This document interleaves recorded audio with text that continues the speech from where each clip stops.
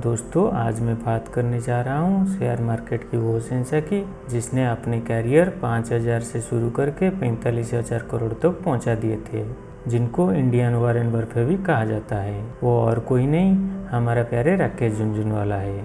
चलिए दोस्तों, आज हम जानेंगे राकेश झुनझुनवाला का ये सफ़र कैसा था।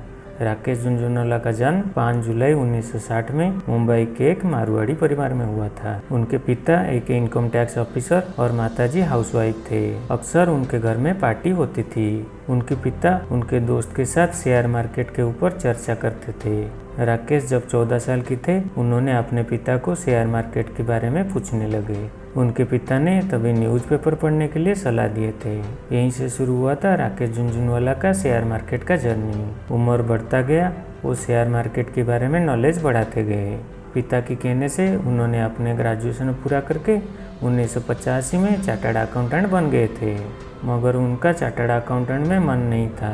वो एक शेयर मार्केट इन्वेस्टर बनना चाहते थे, मगर तभी उनके पास इन्वेस्ट करने के लिए पैसा नहीं था और उनके पिता ने सीधे सीधे बोल दिए थे कि शेयर मार्केट में अगर पैसा लगाना है तो मेरा पैसा का इस्तेमाल मत करो। राकेश ने इस बात को लेकर अपने पिता को कुछ नहीं बोले थे। अपने पास जमा पूंजी के तौर पे रखे हुए 5,000 रुपया से इन्वेस्टर शुरू कर दिए। उसी समय BSE की सेंसेक्स 150 पे था, जो आज लगभग 50,000 के आसपास है। राकेश ने अपना बिजनेस को आगे बढ़ाने के लिए अपने भाई के एक दोस्त से 2.5 लाख का लोन 18% की ब्याज पे लिए, ये भरोसा दिला के कि वो FD से बेटर रिटर्न दिलाएंगे, जबकि उसी टाइम FD का ब्याज 10% चल रहा था। वो 2.5 लाख का इस्तेमाल करके राकेश जी ने टाटा टी का 5,000 शेयर खरीदे थे 43 रुपया की प्राइस में। मात्र 3 महीने में टाटा टी का शेयर 143 तक पहुंच गया था और राकेश जी को 3 गुना रिटर्न मिला था।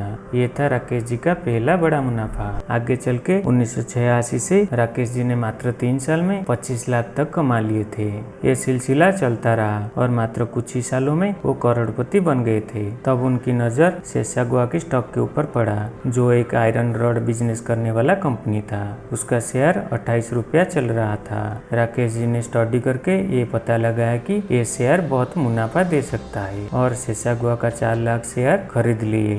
देखते ही देखते शेयर का प्राइस जैसे रफ्तार पकड़ लिया और सेसागुआ का शेयर 65 रुपया तक पहुंच गया। राकेश जी ने पूरा शेयर ना बेचकर इस शेयर को टुकड़े टुकड़े में भेजे, जैसे 65 रुपया में 2.5 लाख शेयर, 150 रुपया में 1 लाख शेयर और बचे हुए शेयर को 2200 रुपया में भेजे। ऐसे ही राकेश झुनझुनवाला ने अपना एम्पायर 2.5 करोड़ तक बना दिए थे। ये सेसागुआ कंपनी और कोई नहीं, आज हम उसको वेदांत के नाम से जानते हैं। दोस्तों, राकेश झुनझुनवाला की पत्नी का नाम रेखा झुनझुनवाला है। वो भी शेयर मार्केट में रुचि रखते हैं। राकेश जी बताते हैं, शादी के बाद रेखा जी का एक ही डिमांड था, घर पे एक AC लगा लो, क्योंकि उन्हें गर्मी बर्दाश्त नहीं होता था। साल 1990 में जब VP सिंह की सरकार बनी थी, तभी फाइनेंस मिनिस्टर मधु धनवते थे। तब सारे इन्वेस्टर को लग रहा था इस बार बजट बिजनेस फ्रेंडली नहीं होगा, मगर राकेश जी कुछ अलग सोच रहे थे। उनका मानना था VP सिंह को बिजनेस का बहुत नॉलेज है, इसलिए बजट बिजनेस फ्रेंडली ही होगा। बस चल पड़े और हेवीली इन्वेस्ट कर लिए।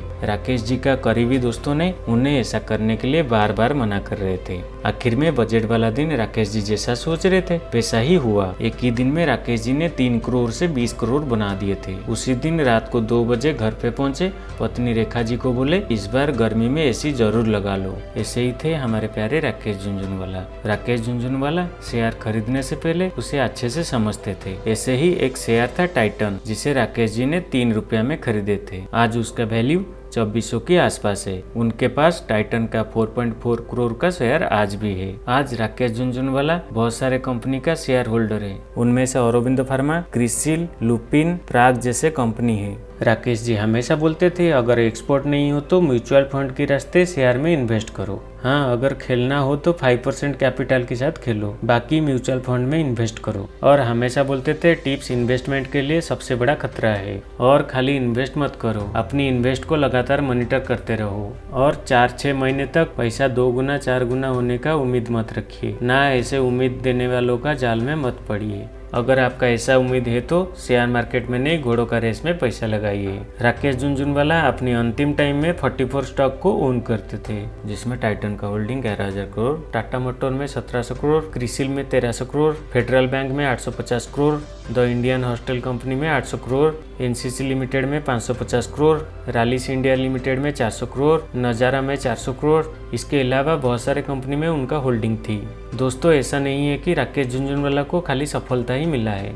वो बहुत बार बोले हैं कि अपना नुकसान भरने के लिए उनको शेयर भेजना पड़ता था। वो बोलते हैं कि एक बार उनको एक कंपनी में 150 करोड़ का नुकसान उठाना पड़ा था।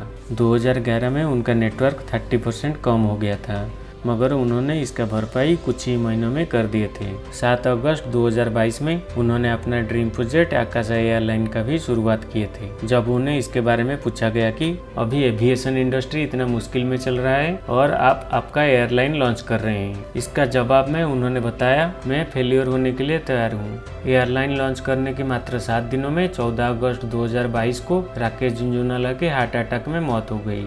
वो लंबे टाइम से किडनी की बीमारी से भी पीड़ित थे। राकेश झुनझुनवाला सिर्फ एक इन्वेस्टर नहीं थे, वो इन्वेस्टमेंट की एक चलता फिरता डिक्शनरी थे। दोस्तों, ये था राकेश झुनझुनवाला की कहानी।